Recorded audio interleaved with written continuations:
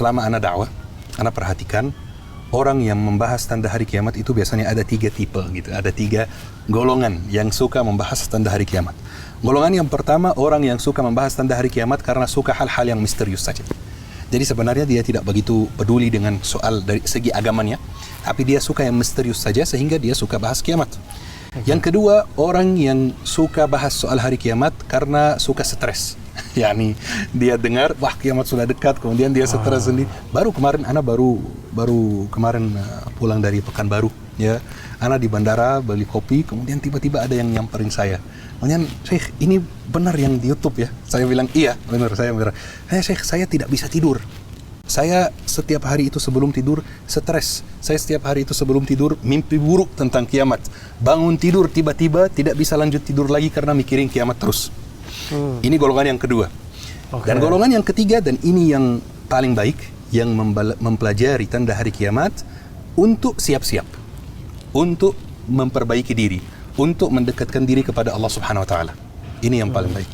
Fasikap kita ini kita harus masuk ke golongan yang ketiga ini. Kita mempelajari tanda hari kiamat, kita memurnikan dan meluruskan niat kita. Kita mempelajarinya agar kita lebih hati-hati. Yang jarang sholat 5 waktu, mulai sholat 5 waktu. Ya. Yang puasanya masih bolong-bolong misalnya, mulai puasanya full gitu. Ya. Yang jarang infak, jarang sedekah, mulai sedekah. Yang jarang komunikasi dengan orang tua, berbakti kepada orang tua gitu. Ini harus sikap kita. Tanda hari kiamat itu menjadi motivasi kepada kita untuk mendekatkan diri kepada Allah Subhanahu Wa Taala. Seperti ini. Ya.